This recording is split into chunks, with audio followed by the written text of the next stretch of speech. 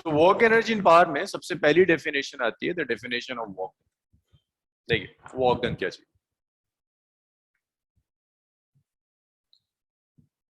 First of all जब हम physics में वर्क डन करते हैं तो ये आपका लिटरेचर का वर्क डन नहीं है। लिटरेचर में आप बैठे हुए हो तब भी आप कुछ काम कर रहे हो, आप लेट गए तब भी कुछ वर्क था, ये वो लिटरेचर वाला वर्क डन नहीं है। इसका रिलेशन लिटरेचर वाले वर्क डन से कोई रिलेशन नहीं है। This is basically a physical quantity और इस फिजिकल क्वांटिटी को ऐसे कैलकुलेट करते हैं कि वर्क डन इज सिर्फ इतनी सी definition is the dot product, it is the dot product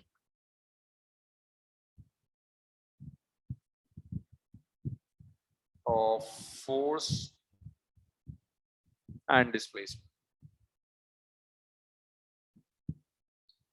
ये फोर्स और डिस्प्लेसमेंट का डॉट प्रोडक्ट है जिसे आप वर्क डन कहें। वर्क डन को आप ऐसे लिख सकते हैं, this is the dot product of force and displacement. इसे जब आप ओपन करोगे then this will be F S cos theta. अब देखो जरा डिटेल में ये एफ एस कॉस थीटा है क्या चीज। आपको एक सरफेस दी, इस सरफेस पर आपने बॉडी ली, बॉडी ऑफ मास। इस बॉडी पर कुछ फोर्स अप्लाई करी, द फोर्स इज एफ। इस फोर्स की वजह से ये बॉडी यहां तक डिस्प्लेस हो जाती है। बॉडी ने जो डिस्प्लेसमेंट कवर किया that displacement is S. Angle between force and displacement is theta. तो जो वर्क डन हुआ है बॉडी के ऊपर that work done is this.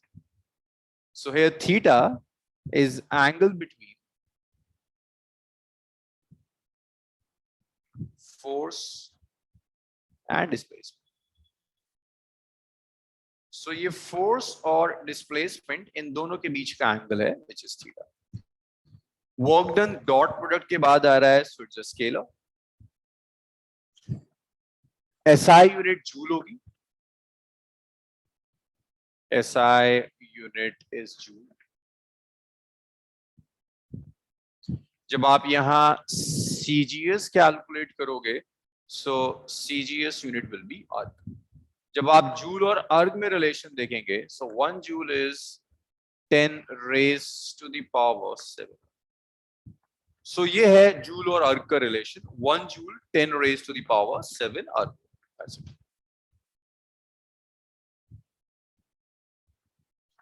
अब देखिए वर्क डन में आप रिलेशन कौन सा यूज करेंगे दैट डिपेंड्स की फोर्स कैसी। आप दो तरह से वर्क डन कैलकुलेट करते हैं। एक आता है work done for a constant force जो आपने बेसिकली अभी ऊपर पढ़ा है।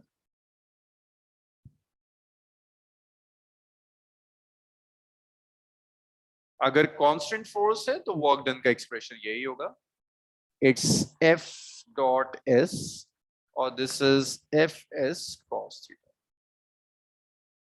बट इन रियल लाइफ बहुत कम होता है कि आपको कांस्टेंट फोर्सेस दे। In real life usually the forces are variable. So जब आप वर्क डन लोगे, work done for variable force, अगर फोर्स वेरी करे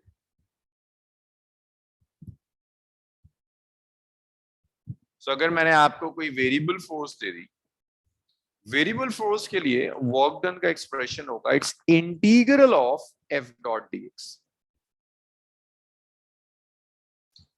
अब आप इसे बेटर होगा ऐसे लिखो, एफ डॉट डी आर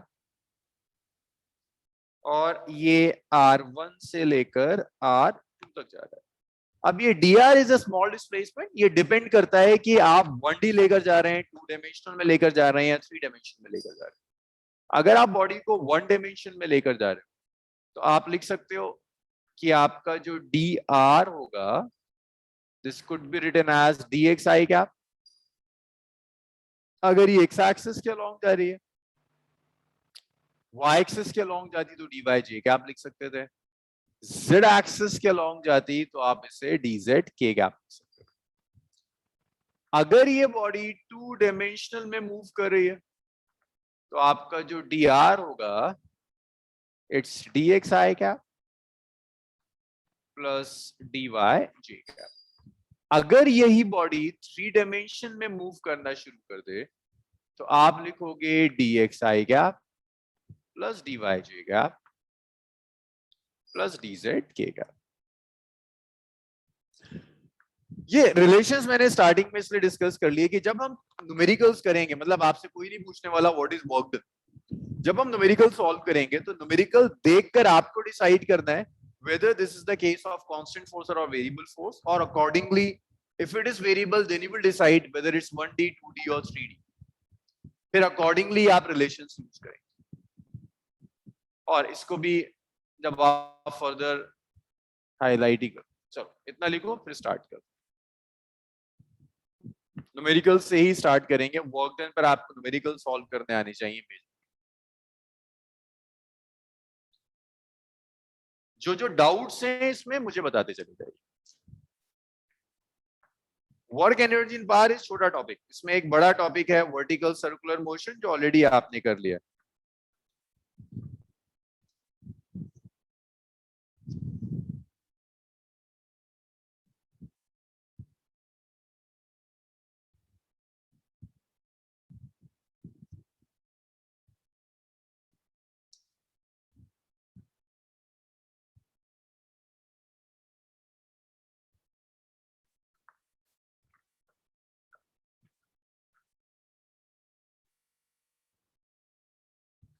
अनवी कोई डाउट इसमें? No sir. Nuha? No sir. इसमें 4 तरह के क्वेश्चंस आते हैं कांस्टेंट और वेरिएबल वर्क डन मिलाकर। बाकी जितने भी क्वेश्चंस होंगे उन 4 में से किसी एक कैटेगरी में आ जाएंगे। जल्दी जल्दी से वो 4 इतना नोट किया आप लोगों ने? Yes sir. दिव्यांशु कोई इशू इसमें? No sir. सालिक ये तो समझ में आया होगा आपका ना? Yes sir.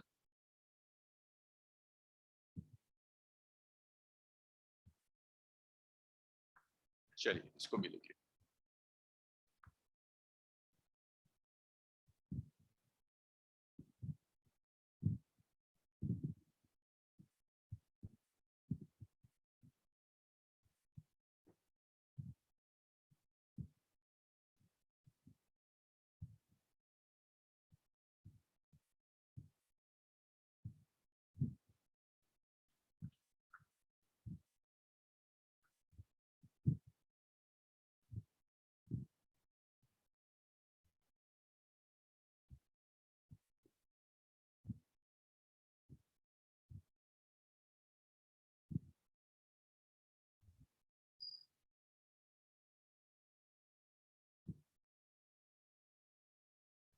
चलिए हो गया। सो 4 क्वेश्चंस आते हैं, 4 टाइप के क्वेश्चंस आते हैं। सो हर क्वेश्चन में आप डिसाइड करोगे, देखो 4 टाइप के क्वेश्चंस बनते कैसे। पहले तो 2 सीधी सीधी कैटेगरीज होती हैं, कांस्टेंट फोर्स पर बनेगा या वेरिएबल फोर्स पर क्वेश्चन बनेगा। पहली कैटेगरी या तो फोर्स कांस्टेंट है उस पर या वेरिएबल। कांस्टेंट और वेरिएबल के बाद नेक्स्ट जो कैटेगरी होती है क्वेश्चन की, उसमें आपको ये डिसाइड करना होता है कि ये Cartesian form means I cap J cap के कैप में जाके सॉल्व होगा या डॉट प्रोडक्ट ओपन करना होगा। जैसे मैं आपसे कहता हूं कि फोर्स, और ये क्वेश्चन नुआ के लिए, Nua force is 2i cap plus 3j cap minus 6k cap newton. Is it a constant force और a variable force? Variable. Variable force. कैसे आपने डिसाइड किया नुआ इट्स वेरिएबल?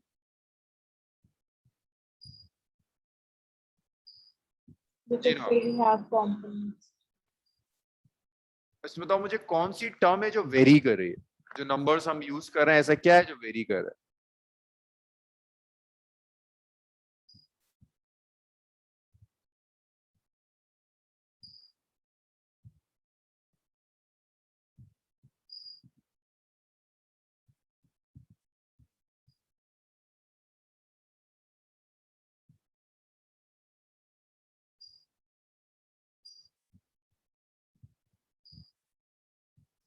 सो ये क्वेश्चन तो मेरा सबने सुन लिया होगा। ये अब मुझे आंसर करेगा Divyanshu. Is it a constant force Divyanshu और अ वेरिएबल फोर्स? हाँ जी दिव्यांशु, इज इट कांस्टेंट और वेरिएबल? दिव्यांशु से भी कोई आंसर नहीं है। Sir, variable. Variable force. Akshad, constant or variable? What type of Variable. force? It's a constant force यार, इसमें variable है क्या? 2 constant, I cap fixed direction, 3 constant, J cap fixed direction, 6 constant, K cap fixed direction. कुछ भी तो very नहीं कर रहा. मैं ऐसे लिख देता 2x, x is a variable. फिर आप कहते हैं कि हाँ ये variable force, it's a constant force. Noha, Akshat, Divyanshu, आया कुछ ये कांस्टेंट है? Sir. अब आपको वर्क डन चाहिए. ए से बी तक जा रहा है, आपको डिस्प्लेसमेंट नहीं पता. Let's say this is A point, इसके कोऑर्डिनेट्स गिवन है, and this is B point. हाँ, इसके बी कोऑर्डिनेट्स गिवन. ए से बी जाना है, तो ए से बी जाने का तरीका क्या है? आप ए का पोजीशन वेक्टर लिखो. तो देखो ए का पोजीशन वेक्टर होगा क्या? It's 2i cap plus 3j cap plus k cap metre. जब आप बी लोगे, आप बी का पोजीशन वेक्टर लिखो. It's 4i cap plus 3j cap plus 0k cap. Mansi, मुझे बताओ कि ए से बी तक डिस्प्लेसमेंट क्या होगा? Displacement vector from A to B. Sir RB minus RA. Very good. Displacement vector from A to B. A से B तक आपको डिस्प्लेसमेंट वेक्टर चाहिए, जिसे हम कहते हैं RAB. And displacement vector from A to B is simply RB minus RA. Just subtract their position vectors. So we'll get RAB is RB, which is, sir आपने RA के cap metre लिखा हुआ है. हाँ 1 है ना, तो 1 into K cap is K cap. ओह, है ना, 3j cap plus 0k cap minus it's 2i cap plus 3j cap plus k cap. तो जब आप इन्हें सब्ट्रैक्ट करोगे, सो RAB आ जाएगा. It's 4i cap minus 2i cap is 2i cap, 3j cap minus 3j cap is 0, 0k cap minus k cap is minus k cap. So ये आ गया आपके पास 2i cap minus k cap metre. This is RAB.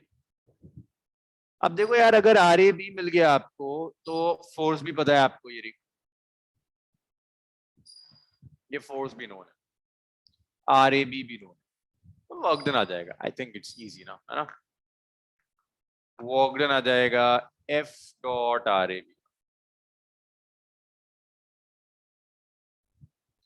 Force F कितना है? Force F है 2i cap plus 3j cap minus 6k cap. 2i cap plus 3j cap minus 6k cap dot RAB, which is 2i cap plus 0j cap minus k cap. j cap नहीं है, that means it's 0.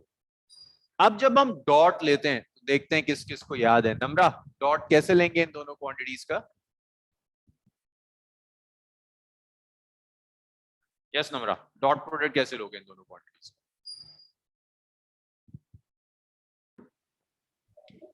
Sir हम इनके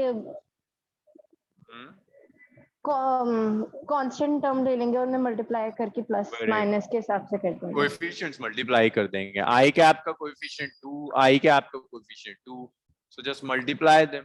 2 into 2. j cap का coefficient 3, j cap का coefficient 0, so just multiply them. 3 into 0. k cap का coefficient -6, दूसरे वाले k cap का coefficient -1. Let's multiply them. So work done is 4 plus 0 plus 6, it's 10 joule. 10 joule का work done हो गया.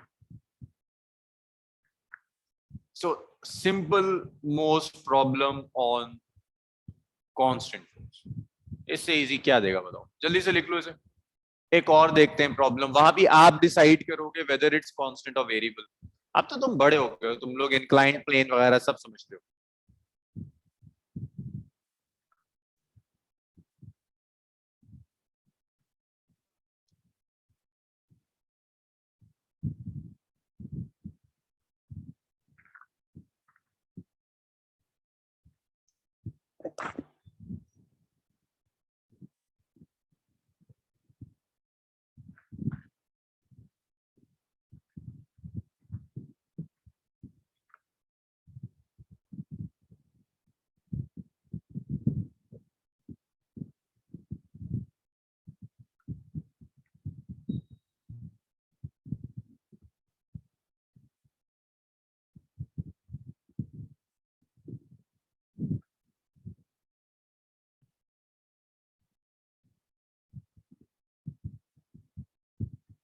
हाँ जी, स्क्रॉल करूं इसे।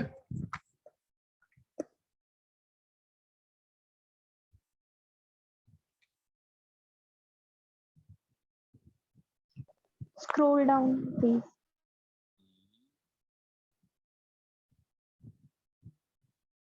बस ये तो फाइनल है और तो कुछ है ही नहीं।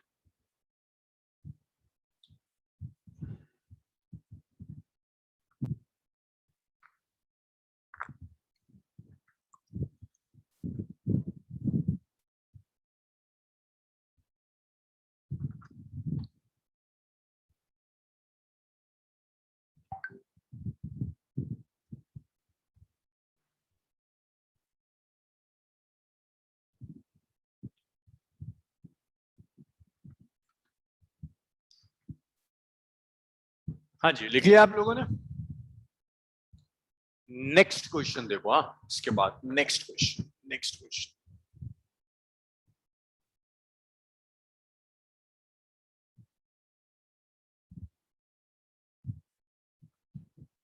सो नेक्स्ट क्वेश्चन जल्दी जल्दी लिखना। एक ब्लॉक है,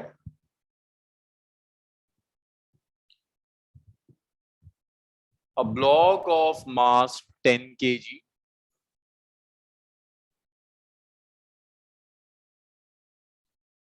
is slowly slide up on a smooth incline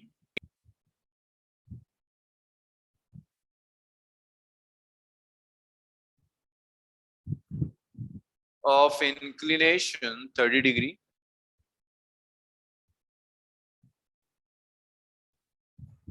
(37° by a person.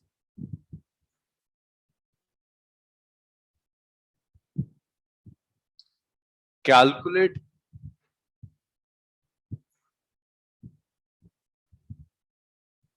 walk done by the person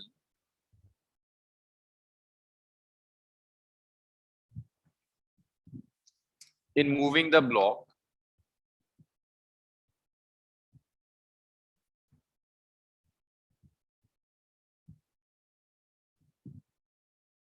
through a distance of 2 meters.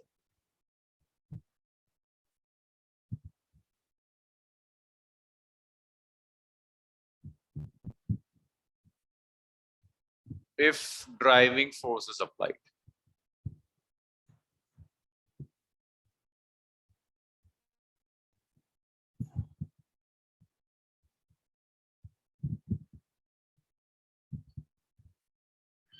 A part parallel to incline,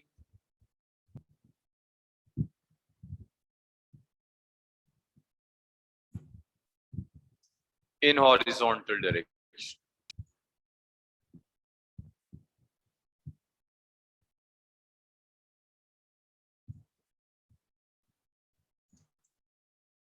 एक पार्ट मैं solve करूंगा, दूसरा part में होमवर्क के लिए छोड़ दूं।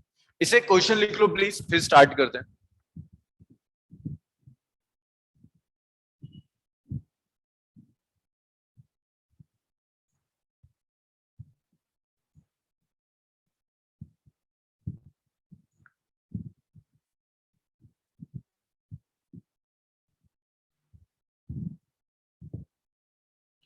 और इसमें भी आप ही डिसाइड करोगे whether is a case of constant force और a variable force. Question note कर लिया अक्षत?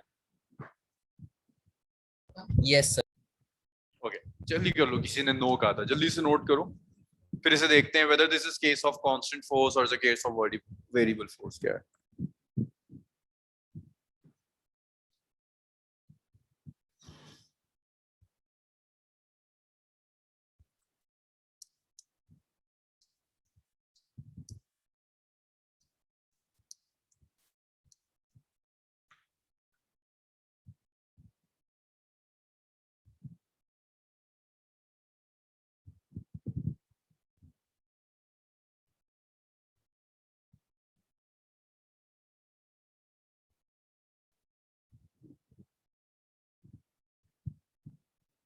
Done, sir.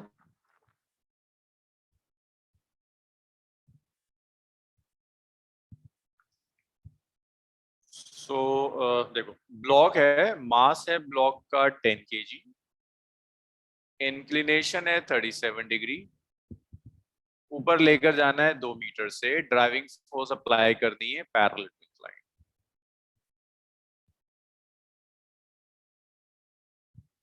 पहले इंक्लाइन प्लेन बनाते हैं फिर सॉल्व करते हैं।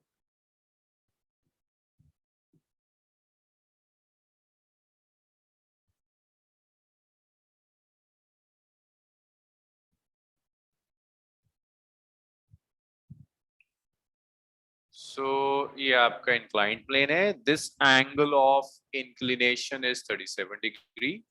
यहां आपने एक बॉडी रख दी मास m। अब इसमें फोर्सेस क्या क्या एक्ट कर रही होंगी, इंक्लाइंड प्लेन मैंने बहुत समझा दिया आप लोगों को। यशिका मुझे प्लीज याद दिलाओ, जैसे ही इंक्लाइंड प्लेन आएगा सबसे पहला काम क्या होगा? सर एक तो नॉर्मल रिएक्शन होगा अपवर्ड्स, वेरी गुड, यहाँ पर है ना नीचे की तरफ। परपेंडिकुलर टू इंक्लाइंड, और यहाँ पे mg cos थीटा जो आप ड्रॉ कर रहे हो along the plane mg sin theta, very good. and भाई देखो, sir, opposite to the direction of mg sin theta will be friction. हाँ, अगर रफ हुआ तो, बट फ्रिक्शन नहीं है यहाँ तो फ्रिक्शन को हम कंसिडर नहीं करेंगे। सो देखो बिल्कुल सही बताया यशिका ने कि जैसे इंक्लाइंड प्लेन है पहले mg और नॉर्मली एक्शन ले लो, फिर वेट को अलोंग द प्लेन, इसे कहते हैं डायरेक्शन को अलोंग द इंक्लाइन, और इसे कहते हैं परपेंडिकुलर द इंक्लाइन। रिजॉल्व कर लीजिए, mg है 37, सो ये हो गया mg cos 37, ये हो गया mg sin 37। Normally action mg cos 37 के इक्वल है mg sin थीटा sin 37 की वजह से ये नीचे आएगा। अब मैं इसको ऊपर लेकर जाता हूँ slowly, that means without acceleration. तो ऊपर ले जाने के लिए मुझे मिनिमम कितनी फोर्स लगानी चाहिए बता दो मुझे। mg sin 37 की वजह से नीचे आ रहा है, मुझे इसको ऊपर लेकर जाना है, मिनिमम कितनी फोर्स लगानी चाहिए? Greater than mg mg sin sin, 37. Minimum कितनी होनी चाहिए mg sin 37? greater than 37 mg sin 2. अच्छा, अगर मैं ऐसे लिख दूं mg sin 37 प्लस 0.00001, अभी तो चलेगा ऊपर? Yes sir. तो मैं इसको हटा देता हूँ, मैं कह रहा हूँ लिमिटिंग केस है, it's almost equal to mg sin 37। इतनी फोर्स लगा दी ऊपर ले जाने के लिए। अब आप इससे ऊपर लेकर जा रहे हैं, दिस एंगल इज 37 डिग्री, सो आप ये डिस्प्लेसमेंट कैलकुलेट कर सकते हो, राइट? ये कुछ गिवन है, शायद आपको गिवन है। यस, डिस्प्लेसमेंट दिया हुआ है आपको, हाँ 2 मीटर का डिस्प्लेसमेंट दिया है, 2 मीटर ऊपर लेकर जा रहे हैं आप इसको। So you can easily, force is mg sin 37. Work done क्या होगा? It's dot product of force and displacement. It's F dot S. So आप यहाँ से ऐसे ओपन कर सकते हो, देखो ये आपकी फोर्स है, ये डिस्प्लेसमेंट है। फोर्स भी ऊपर एक्ट कर रही है, बॉडी भी ऊपर जा रही है, एंगल क्या होगा दोनों? देखो फोर्स भी एक्ट कर रही है up the inclined plane, displacement भी ऊपर हो रहा है, एंगल क्या होगा दोनों? 0 degree. 0 degree, both the vectors are in same direction. So ये आ जाएगा F S cos 0। So ये आ गया Fs। So your F is mg sin 37 multiplied by displacement S 2 metre given है, मास दिया है कुछ 10 kg, तो ये आएगा 10, g को भी 10 कर देते हैं, sin 37 होता है 3/5। डिस्प्लेसमेंट जो होगा बॉडी का वो 2 मीटर दिया हुआ है। So when you cancel this out, 5 to 10 हो गया, it's 6 120। So ऊपर ले जाने में जो वर्क डन करना होगा, that work done would be 120 joule। That's part A of the question। Part B में, अच्छा इसमें एक चीज और देखो, इसमें ना मैं यहीं पर लिख देता हूं, if पार्ट A में if friction is present, अगर वो आपसे कह दे it's not a smooth inclined plane, it's a rough inclined plane, वो आपसे कहता है यहाँ फ्रिक्शन भी इन्वॉल्व है, तब आपको ये सोचना है कि अगर यहाँ फ्रिक्शन भी इन्वॉल्व है तो चेंजेस क्या क्या आ जाएंगे। अगर फ्रिक्शन इन्वॉल्व है तो क्या चेंजेस आ रहे होंगे आपकी कैलकुलेशंस में?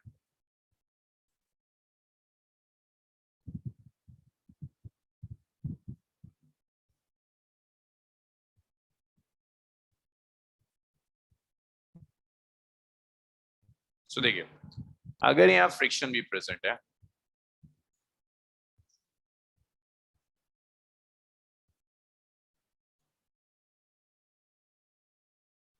तो चेंज सिर्फ ये आएगा, बॉडी की टेंडेंसी है ऊपर जाने की, आप फोर्स लगा रहे हैं ऊपर ले जाने के लिए। अब जो फ्रिक्शन होगा वो कहाँ एक्ट कर रहा होगा? डाउनवर्ड्स। Down the plane. तो अब ये अप्लाइड फोर्स किन दो फोर्सेस को बैलेंस करेगी? जो अप्लाइड फोर्स लगा रहे हैं किस फोर्स को बैलेंस करेगी? सिर्फ mg sin 37 को या फ्रिक्शन को भी? फ्रिक्शन को भी। फ्रिक्शन को भी. Friction को भी, right? So now your applied force should be, if friction is present, then your F will not be just equal to mg sin 37, but it will be equal to mg sin 37 plus frictional force. And how much is friction? Friction is mu. In this particular case, n mg cos theta होता है, तो ये हो जाएगा mu mg sin 37. तो बस ये change आएगा, rest of the calculations are same. fs होता है, बस f अलग है. f is not mg sin 37 now, it's mg sin 37 plus f. तो ये अलग से प्लीज नोट लिख के रखिएगा. Now this is the B part of the question.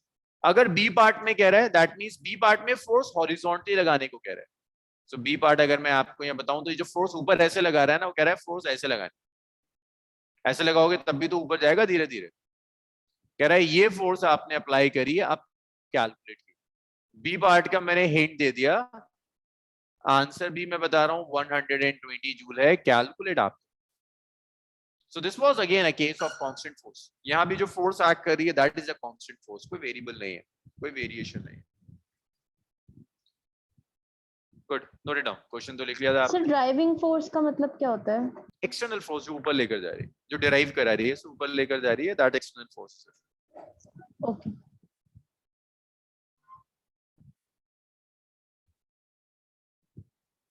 सो ये टाइप ऑफ क्वेश्चंस बनते हैं इंक्लाइंड प्लेन के ऊपर, कि आपने ऐसा ले लिया, आपने इंक्लाइंड प्लेन के ऊपर बाकी सब फोर्सेस भी लेनी शुरू कर दी, फ्रिक्शन भी ले लिया, तो आप फ्रिक्शन भी ऐड हो जाएगा आपके अंदर.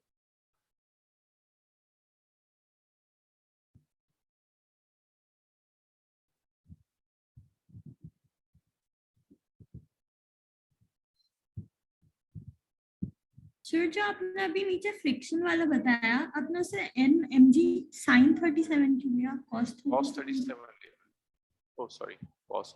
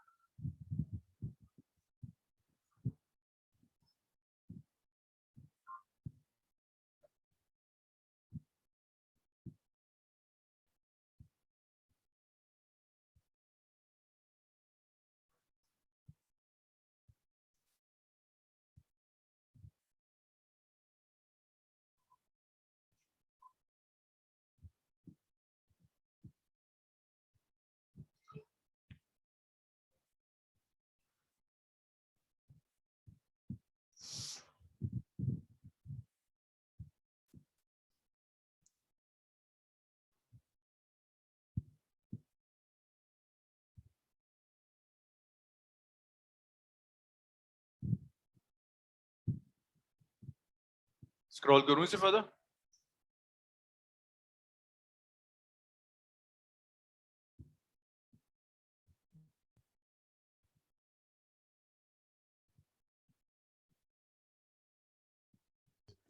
यस सर, स्क्रॉल कर दीजिए.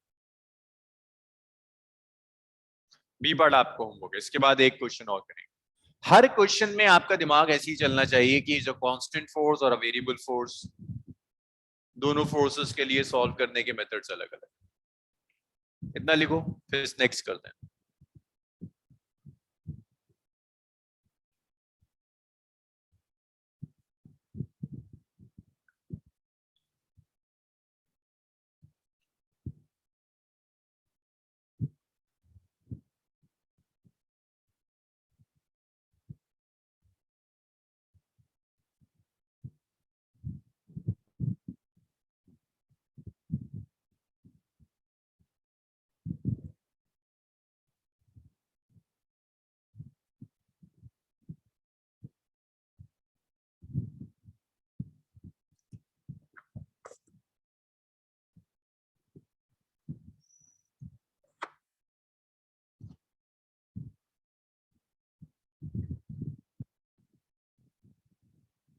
लिया? Yes. Next question.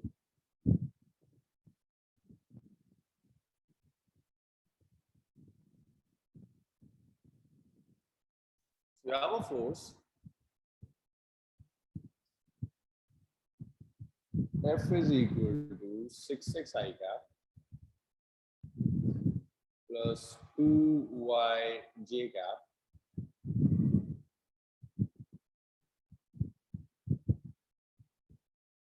displace a body from R1 equal to 3i cap plus 8j cap to R2 equal to 5i cap minus 4j cap. Calculate work. अब ये मुझे नोहा बताएगी. नोहा, is it a constant force or a variable force? So variable. कैसे decide किया आपने this is variable? Sir, because we see the variables x and y in force. We have x and y variables. No, so x and y can have any value. So this is a variable force. Now this is in one-dimensional Salik, or this is two-dimensional force? So 2-dimensional. Two-dimensional. So variable force के लिए मैंने आपको कहीं कुछ लिखवाया था. मैंने कहा था वर्क डन का एक्सप्रेशन ये होगा. dr कुछ भी हो सकता है. अगर xy प्लेन में मोशन हो रहा है तो dy को आप लिखोगे dx I cap plus dy j cap, क्योंकि x के लॉन्ग भी चेंज हो रहा है, y के लॉन्ग चेंज. सो आप ऐसे लिखोगे work done is integral of f dot dr with in proper limits r1 to r2. फिर आपको dr की वैल्यू भी पता है. आप लिखोगे f डॉट dr कितना है dx I cap plus dy j cap. अब जैसे ही आप ये लिखोगे dx I cap एंड ये रुको रुको रुको रुको रुको और स्टेप्स बढ़ाते हैं कहीं कोई कंफ्यूज ना हो जाए. आप जैसे ही dr सब्स्टिट्यूट करोगे, like your dr is dx I cap plus dy j cap, आप लिखोगे that your force F is 6x I cap plus 2y j cap.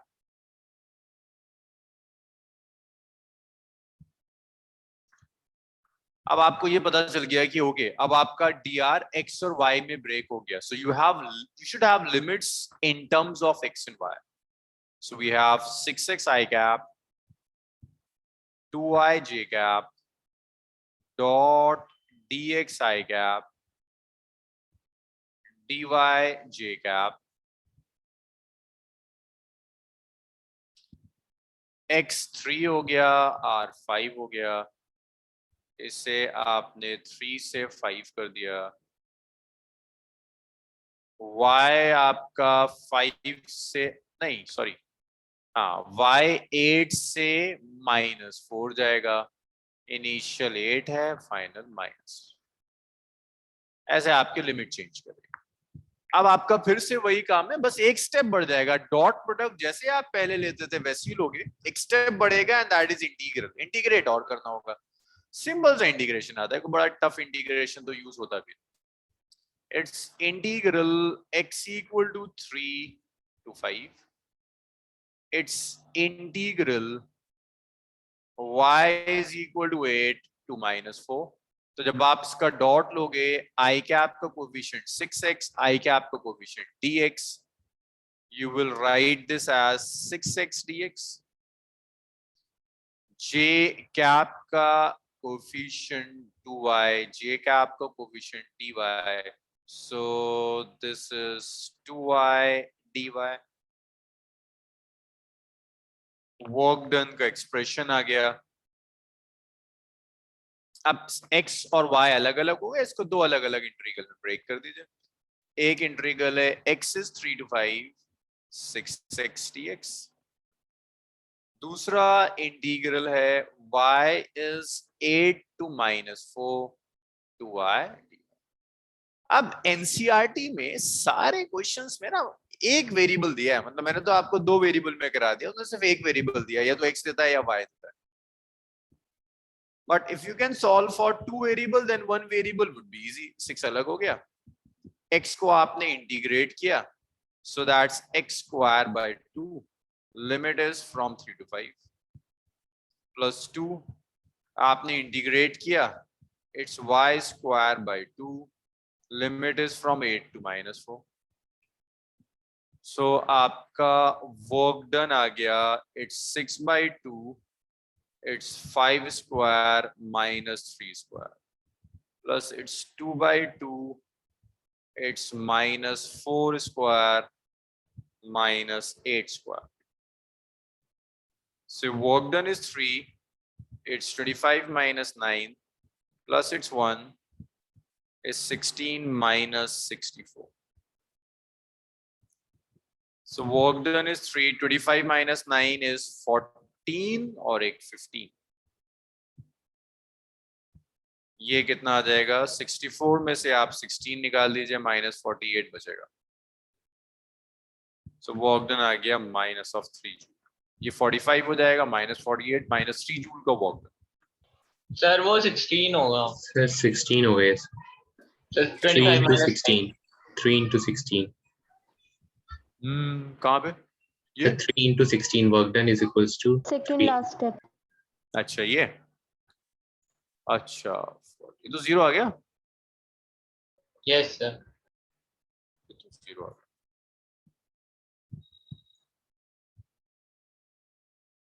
चल से भी लिख लीजिए.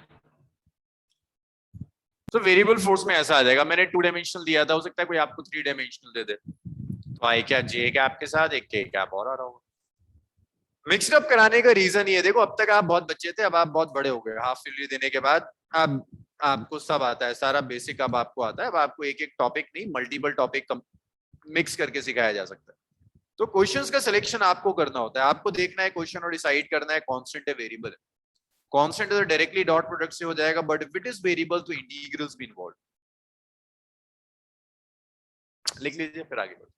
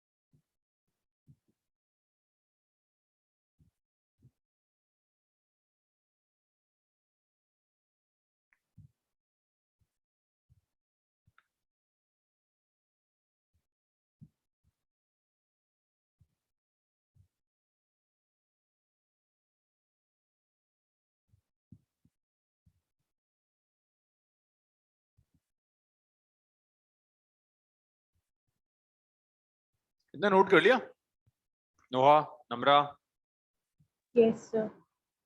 यस ऋषिका? नोट हो गया, लिख लिया आपने इतना ना?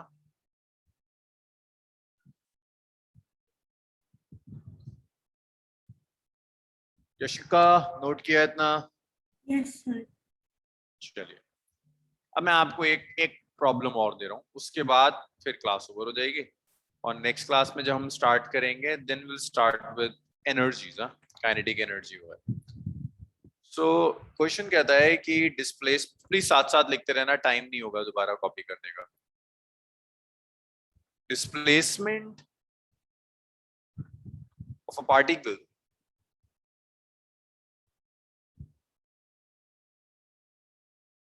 of mass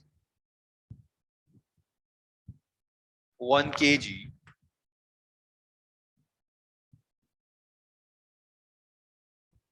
on a horizontal smooth surface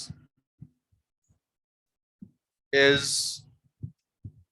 x is 1/3 t cube. Find work done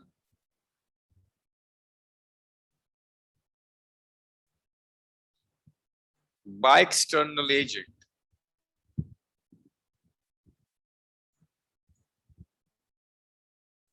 in 1 second. So अब इतना टाइम तो नहीं है कि मैं इसे सॉल्व कर पाऊं. आप लिखो, मैं आपको ना हिंट लिख कर दे देता हूं. सो x आपको दिया हुआ है 1/3 t cube.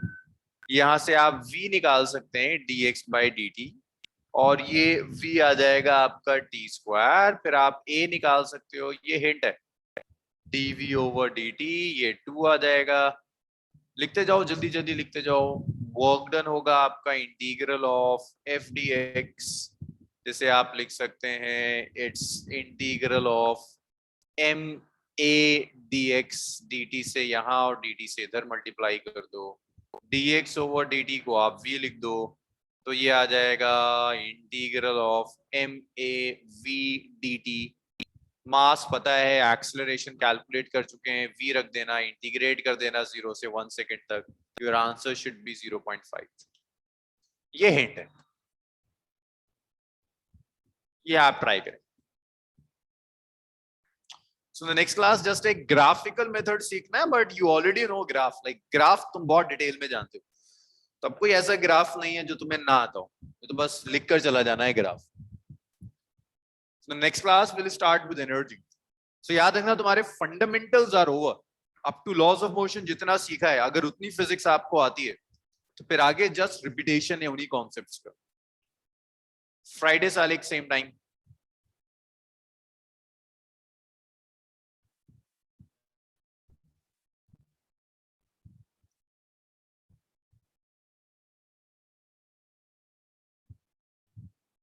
Thank you, sir.